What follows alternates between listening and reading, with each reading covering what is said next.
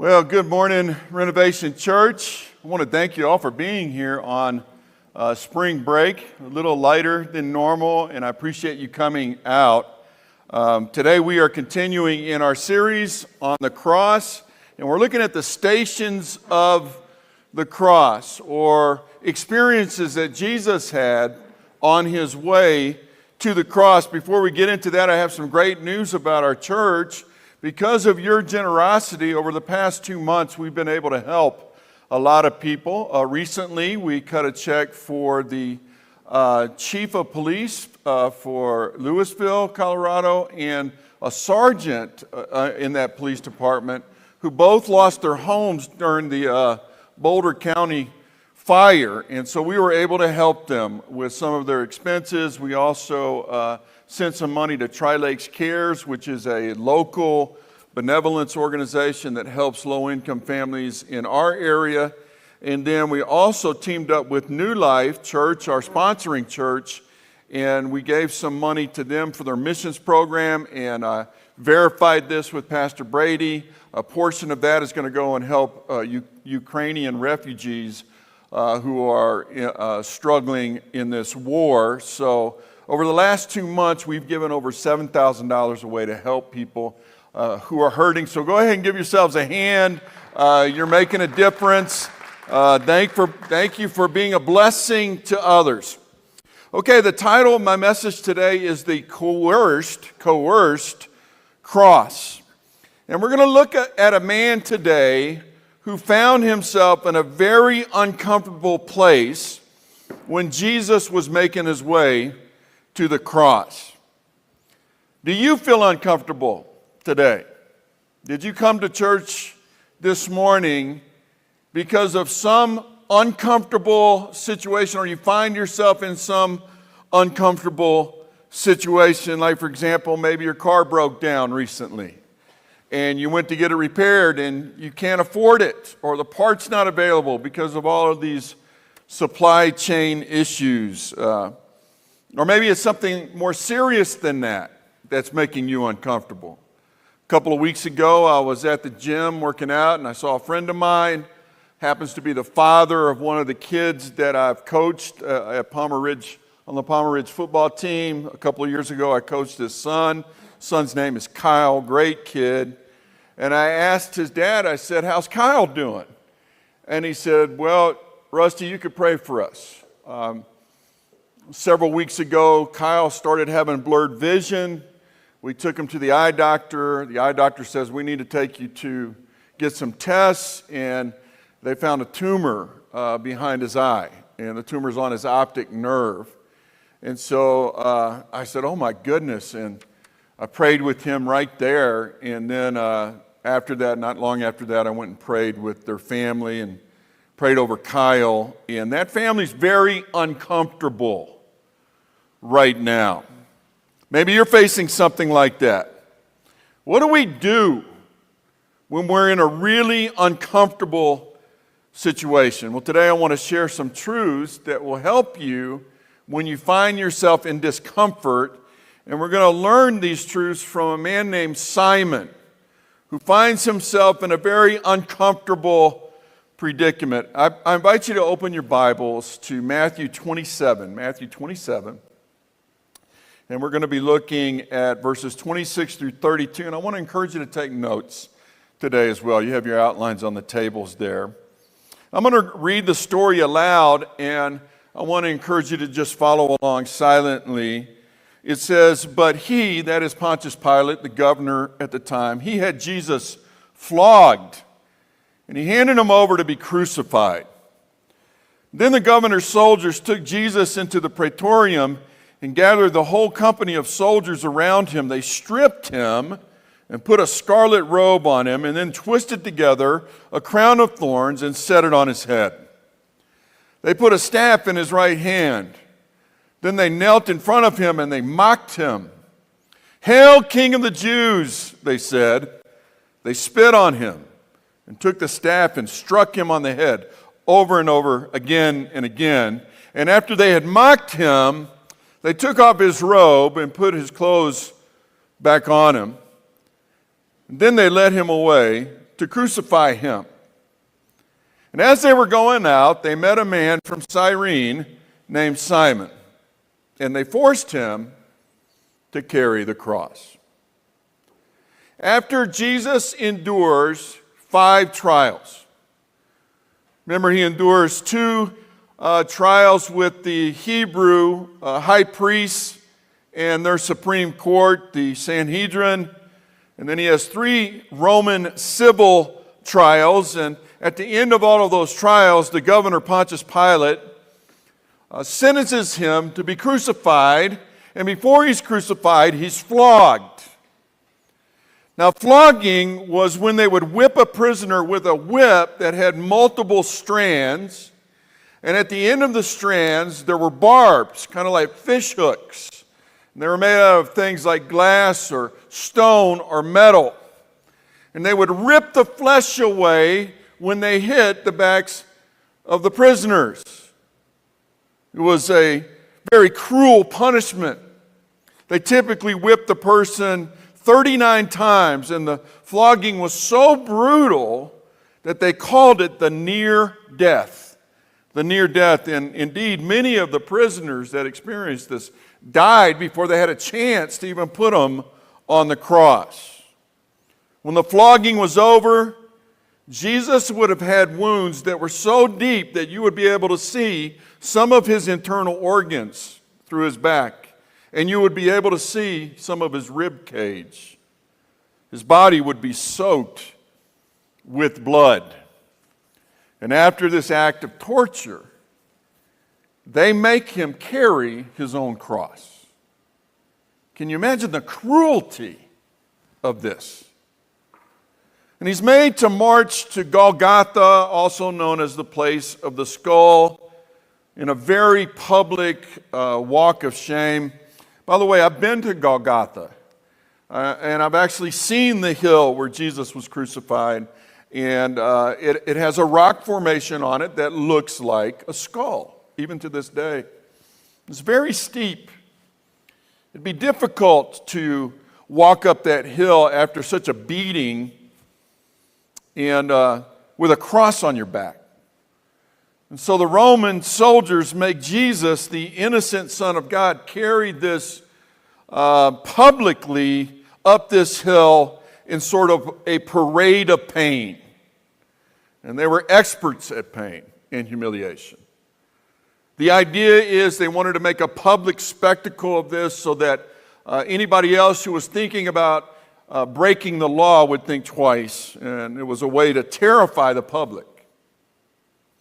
As Jesus is hemorrhaging, his body's in agony, he clearly stumbles with the load of the cross. By the way, crosses in that day weighed somewhere between 100 and 300 pounds. So you can imagine, so with his shredded back and those thorns literally stabbing through his skull, he can barely move, and he is on the precipice of dying.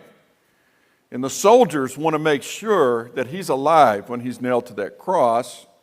So as they're making the journey, the soldiers order a bystander to help Jesus carry the cross. His name is Simon.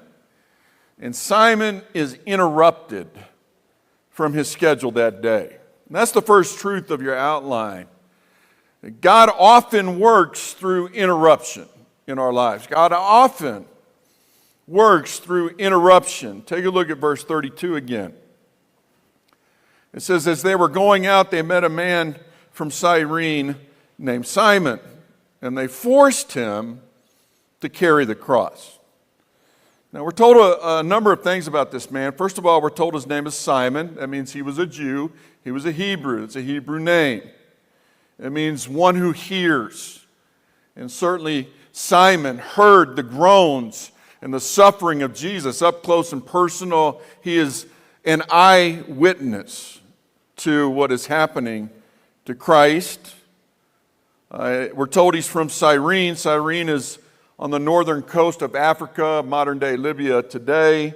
Some scholars say it was a town that was up to 100,000 people in that day, and it had a large African Hebrew population.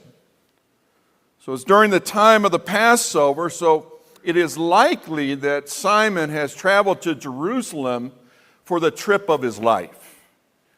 A devout Hebrew during that time longed to make a pilgrimage to Israel during the time of the Passover. So this was a big deal.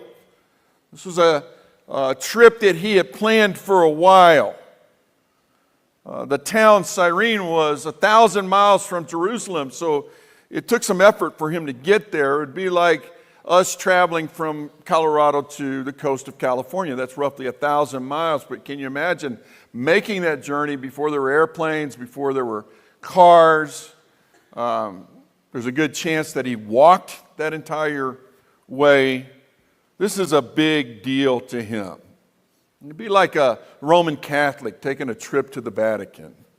Or maybe like one of us taking a trip to go to the Super Bowl if our favorite team was in the Super Bowl. It's a once-in-a-lifetime type thing. And he finally gets to Jerusalem, and he's walking the streets of Jerusalem. He's excited. He's seeing all of the sights of this ancient biblical city.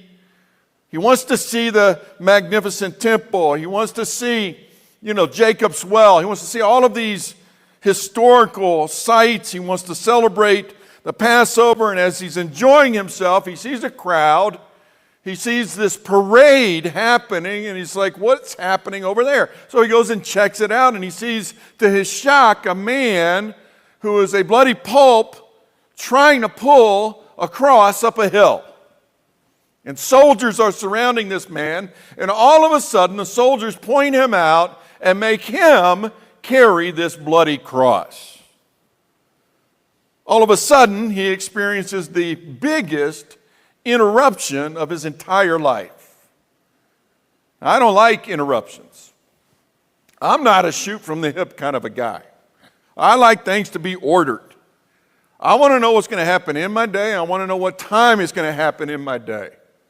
I can't stand things like traffic jams. I hate it when I hit traffic. Am I the only one? Any of you hate traffic? I hate that. It drives me nuts. I can't stand long lines. Right now, I went to Walmart the other day. I don't know what's happening at Walmart, but there was a long line, even in the self-checkout. I was irritated by that. I hate being interrupted. I don't have a lot to complain about Colorado. It's great to live in Colorado, but one thing I don't like is how quickly the weather can change here.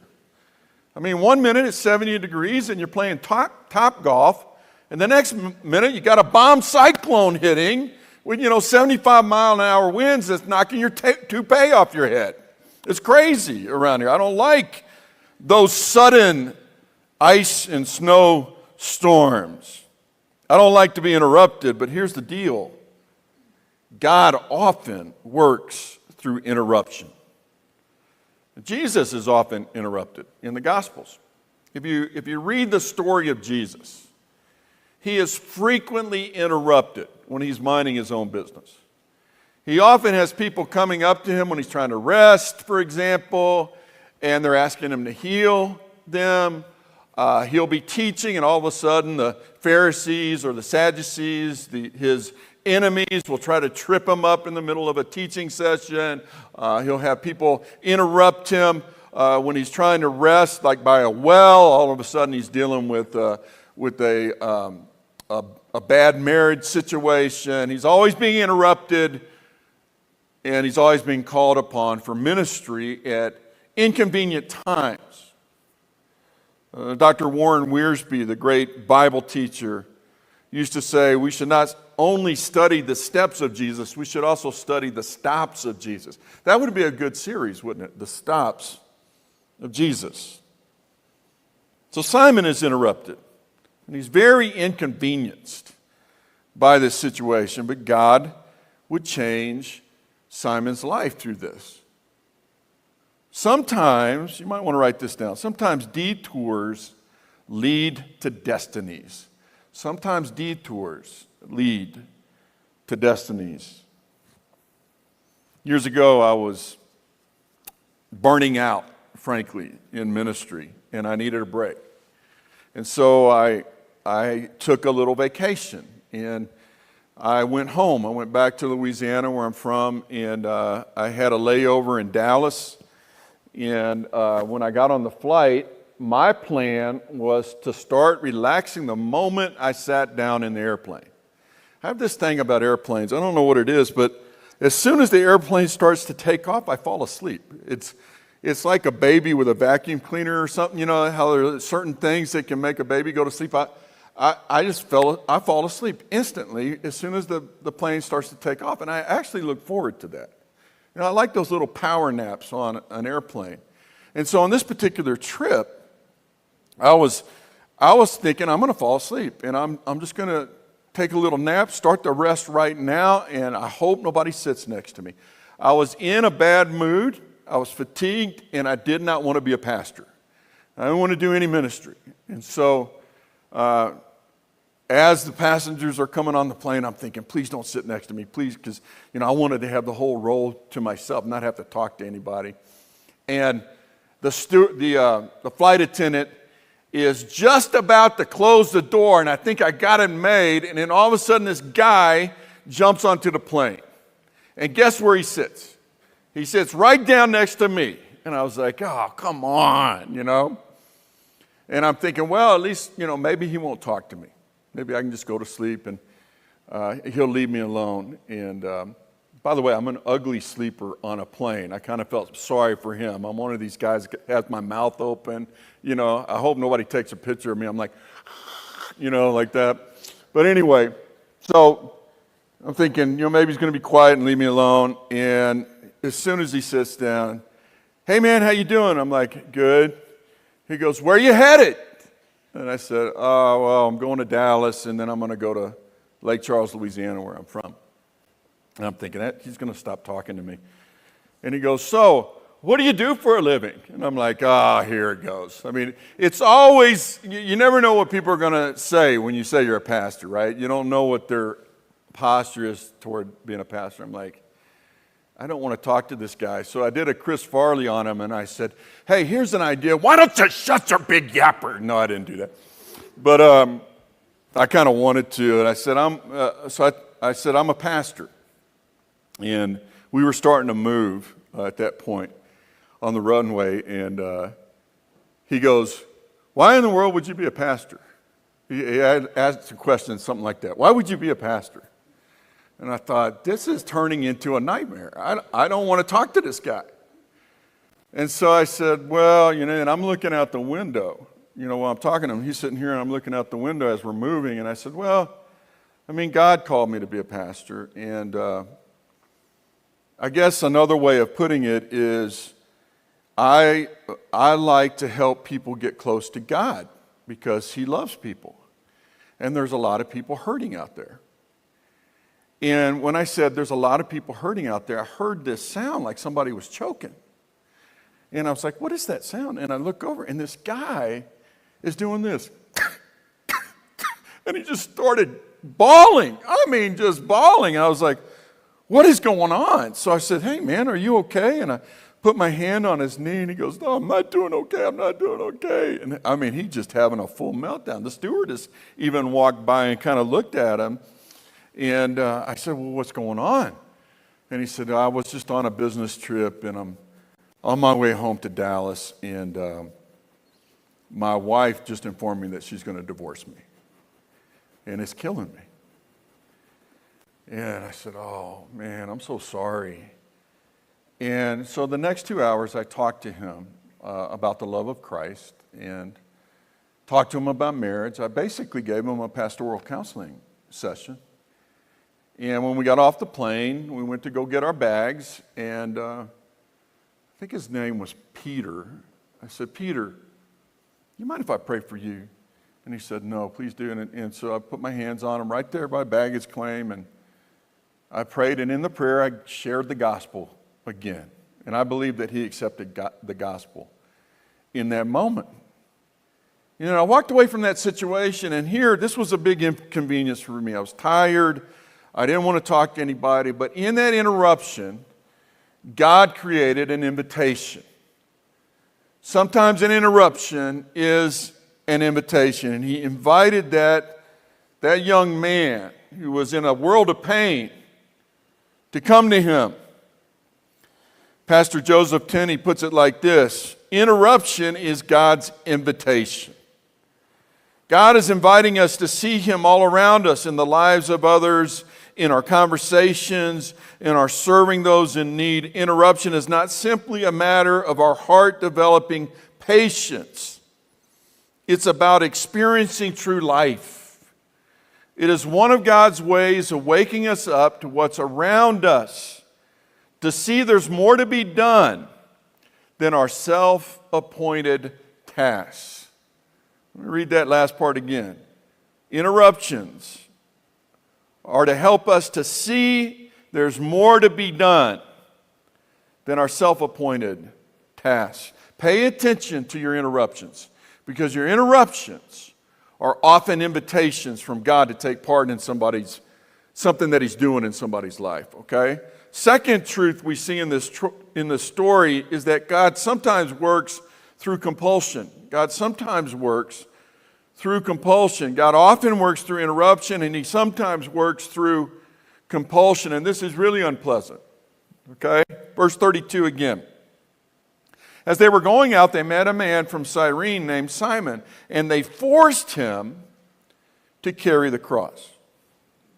So the text says Simon wasn't asked, and he wasn't just interrupted, he was forced to carry the cross. He was compelled.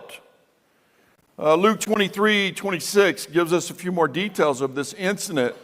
Luke says this in his gospel: as the soldiers led him away, they seized Simon from Cyrene, who was on his way in from the country, and they put the cross on him, and they made him carry it. So they seized him, and they make him carry the cross. He had no choice in the matter. Matter of fact, if he had refused, he himself could have been arrested, because the soldiers had the authority to make him do that. And I read one commentary said that he could have been executed himself if he had refused.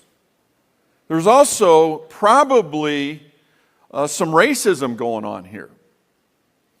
Bible scholars have suggested that the reason that Simon was picked was because he was an African. He was a black man, and he stood out. And the Roman Empire didn't think highly of black people. And so he's forced into service. He's compelled. Now, I didn't realize this until I studied for this sermon, that he was a black man, but I found out that in the movie, The Greatest Story Ever Told, it's a classic movie, it's kind of like the Ten Commandments. The great black actor Sidney Poitier played Simon in that movie. Sidney Poitier just died in January. I was sorry to hear that. He was one of our great actors, you know. Guess who else was in that movie? Played a soldier in that movie, John Wayne. It might be worth watching again. John Wayne is the soldier at the end of the movie that says, he sees the way that Christ dies, and he says, surely this is the Son of God. John Wayne said that. How cool is that? What do you think of that, Pilgrim? Isn't that awesome? But anyway, Simon has no choice in this situation. He's forced, he's compelled to carry the cross of Jesus. You know, as I was putting this message together, the thought occurred to me, more than any 2-year period of my adult life, you know, I've been compelled to do stuff. Over the last 2 years, we've all been compelled to do things that we didn't want to do, right? Like we've been compelled to wear masks. I hate wearing a mask. It's hard for me to breathe. I feel hot. It steams up my glasses. I can't see. I can't hear when people are wearing masks. I can't hear that well anyway. I don't like masks, but we've been compelled to wear them, and we're still compelled in certain situations to wear masks. You still have to wear a mask if you get on a plane. Many of us were, all of us were compelled to stay in our homes for a year. You know, I recently had surgery, and I couldn't do anything for at least a week. The doctors wanted me to stay still, couldn't do any exercise, and I told Judy I started getting cabin fever again, and it reminded me of COVID, when all we were allowed to do was go get gas and go to the grocery store. Remember that? And how we were going nuts? I mean, that had an impact on me, not a good impact. We've been compelled to take vaccines. It's all kinds of things that we've been compelled to do. Currently, we're compelled to have to pay high prices for gasoline and groceries because of inflation. But here's the good news. Sometimes God works through compulsion. You know, I've talked to many people, and maybe this is in all of our lives. Very often, major positive change happens when we're compelled to do something, when we're forced into a situation that we really don't want to be in. Isn't that true? For example, I have a dear friend. I'm going to change the story a little bit for confidentiality purposes, but I have a dear friend, and a while back, years ago, he became addicted to alcohol, and he became a raging alcoholic. He lost job after job, and it got so bad that he eventually was homeless. And so in order to feed the habit, he began to steal. He was robbing places in order to buy more alcohol, and he was constantly drunk. His life was an absolute wreck. And eventually he got caught by the authorities. He was arrested, and he was put into jail for 3 years. He was in prison for 3 years. But while he was in jail, he was compelled to go to jail. But while he was in jail, he met Jesus Christ. He gave his life to Jesus Christ, and he was freed from alcohol. He couldn't drink while he was in jail. And when he came out of jail, he went and got some further education, and today he's a minister of the gospel, and he is changing lives, and he's one of the best human beings I know in my life. That all came from God forcing him to be in a situation that he didn't want to be in. Just recently, I was talking to some parents, friends of mine, and they're very, very wealthy. And one of the disadvantages of wealth is that you try to buy yourself out of tough situations, but they had a teenage son, and frankly, I don't think the fact that he was in a wealthy family was good for him, or at least the wealth was not good for this kid. And this kid became very irresponsible. He had a sizable allowance, and his senior year of high school, he began to experiment with drugs, and then he started staying up all night doing drugs, and he slept all day, and he barely gets through with high school. And then one day he walks into the house, and he announces to his parents that he's not going to go to college for a year. He's going to go tour Europe, you know, like a rich kid. He's going to go tour and experience Europe. And he actually booked a flight to Europe, and he goes to his hotel, and the mom is telling me this. She says he calls his parents from Europe. And he said, "Mom, Dad, can you put more money in my account? They're saying that my debit card, that there's no money in my account, that there's insufficient funds. So can you put more money in my account?" And the mom said this, "Well, hang on a second. I thought you just said it was your account. That's not my account." And she said, "And I thought you said this was your trip to Europe, not our trip to Europe. So we're not giving you any more money." And they had come to a point where they were fed up, and they cut this kid off. He was like 19. Well, guess what happened to him? He couldn't stay in Europe. So he came back home. And after a while, because he was so miserable because they would give him no more money, it forced him to do something with his life. He enrolled in school, and today he's an attorney. And that turned his life around. That tough love. Sometimes God will compel you to do things. Is God compelling you to do something right now? Are you in a situation you don't want to be in? Maybe God is doing something in your life. And my suggestion to you is don't ask why questions when you're in those situations. Ask what questions. What do you want me to do right now, Lord?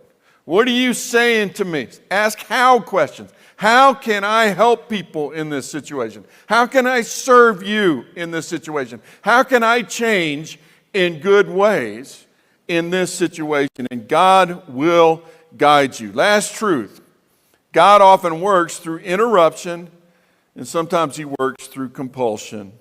And God will reward us for identification. He will reward us for identification.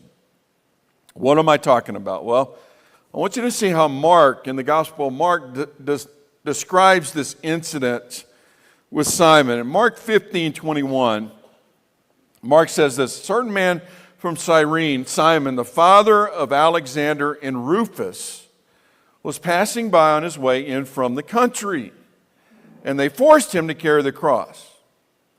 So Mark gives us some more details about Simon. We learn that Simon is a father and that he's got two boys, Alexander and Rufus. Now, why would Mark mention that?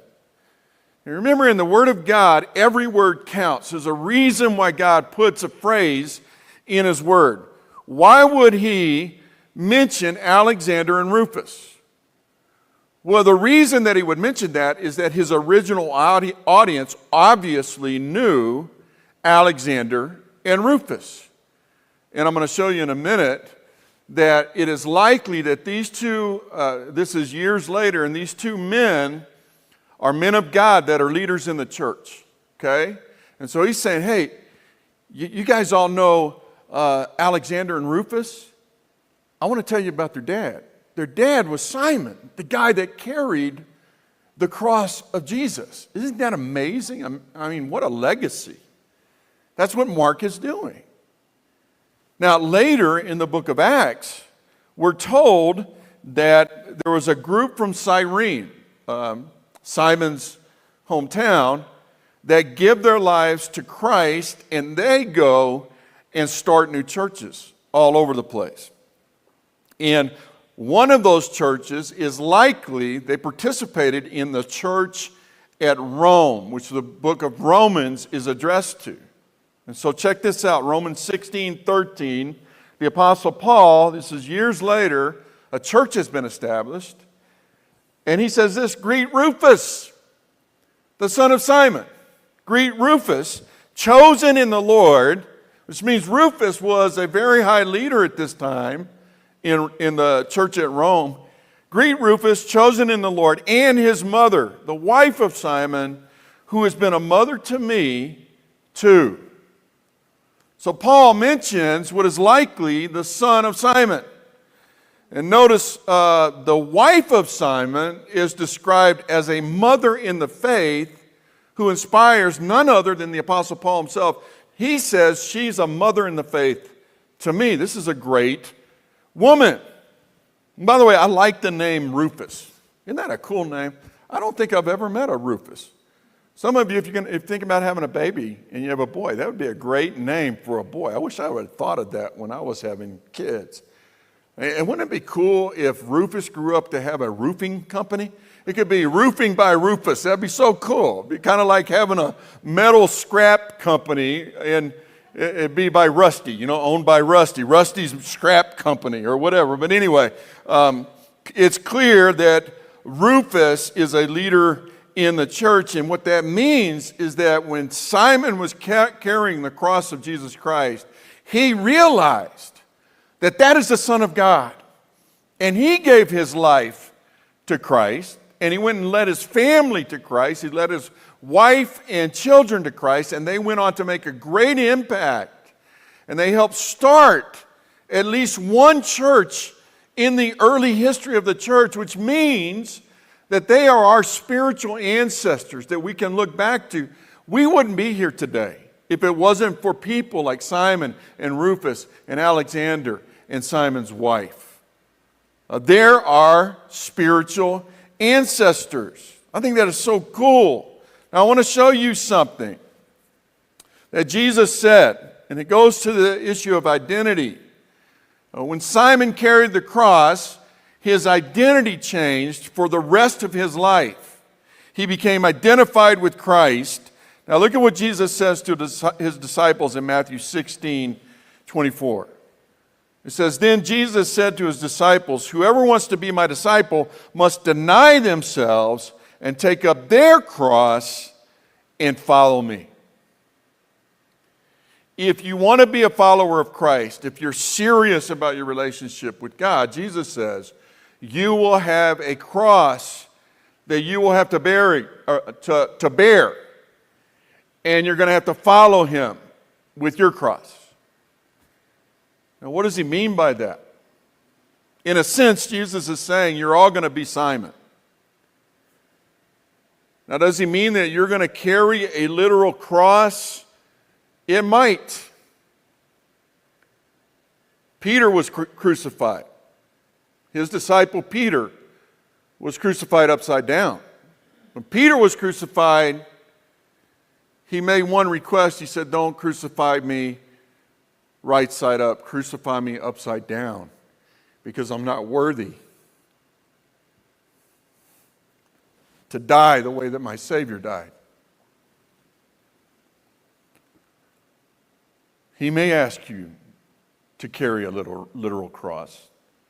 Millions and millions of Christians have been slaughtered for the sake of Jesus Christ and are currently being slaughtered. And who knows, maybe Russia will defeat our country one day, and Russia, the Communist Party, will ask you to renounce Christ. And you'll say no. If you're a follower of Christ, then you may have to bear your cross literally. But I think that Jesus is talking metaphorically more here. I think what he's saying is that if you're really a disciple of Jesus Christ, you're going to openly identify with him. I think it means that he is asking us to be willing to be persecuted for being a follower of Christ, and I think it means that we are willing to sacrifice comfort for him and for his name. Pastor Glenn Peace has a quote, and he says, bearing the cross is not the same kind of suffering one goes through because of some injury or weakness in the body. That's a thorn, that's not a cross. The cross is only taken up when we are so identified with Christ that people will feel and act toward us as they do toward him. If a person loves Jesus, he will also love you. If a person despises Jesus, he will also despise you. And this means that Christ expects us every day to be so identified with him that it actually costs us to be a Christian. And I believe that most of us here have felt that, at least at some level. Haven't you felt that this culture is increasingly becoming more and more antagonistic toward biblical Christianity? I find it frustrating I like to watch TV. I find it frustrating that it's very hard to find a television show, a good drama or action show that doesn't absolutely assault biblical values. I mean, in your face. And if you dare to say anything, you're labeled a bigot or some other bad word. We're living in a time where it is increasingly becoming costly to openly be a biblical Christian, and that's what Jesus is saying. You need to be willing to experience that adversity. Coach Tony Dungy has experienced that. He's one of my favorite coaches. I'm a football coach, so I kind of have certain coaches that are heroes of mine, and Coach Dungy won 2 Super Bowls. He won one as a player for Pittsburgh, and then he went on and became a head coach for Indianapolis and won a Super Bowl with Peyton Manning. Y'all remember that?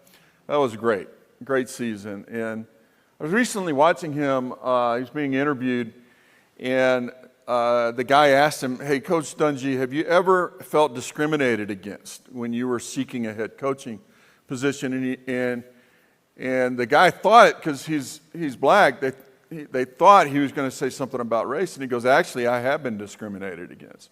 And the guy was like, oh, really? What happened? And he goes, well, I was a final candidate for a coaching job at an NFL team, and the owner called me in to interview me, and in the interview he asked me, Coach Dungy, I've heard that you don't cuss. Is that true? And Coach Dungy said, yes, that is true. I don't cuss. I'm a Christian. And the Bible tells me to not use that kind of language. Besides, I think it's bad for morale on a football team, so I don't cuss. And the owner said, well, we don't believe that here. And he goes, and furthermore, I don't believe that you can win a Super Bowl as a coach in the NFL if you don't cuss. You won't be able to motivate the players. And he actually told him, I'm not going to hire you because of that. And so he lost an NFL job as a head coach because he was a Christian. And he said, later I got hired by the Indianapolis Colts. We went on and won a Super Bowl, and that owner looked me up, and he came to me and he said, I made a mistake. I want to apologize to you. I should have hired you. But Dungy was rewarded for his integrity to Christ, his identification to Christ, but at first he paid a price. When you identify with Christ, when you take up the cross, it'll hurt. Sometimes it'll hurt. Sometimes people will make fun of you. You will be rejected, even by your own family at times. It'll be tough at times. But in the end, I promise you, if you stay identified with Christ, He will reward you. Let me close in prayer. Father, that's tough to do. I mean, let's just be honest. Taking up any cross, real or metaphorical, can be really hard, Lord. I don't like being rejected by people. And none of us do. We want to be liked. We want to be liked and accepted by our culture. And yet we're living in a time where increasingly you are being rejected. And because people don't like you and they don't like your word, they don't like us. And it hurts. And I want to pray that you would help us as we bear our crosses. Help us with the pain and suffering of that. But Lord, you promise that with every crucifixion, there's a resurrection for your people. There's a reward coming.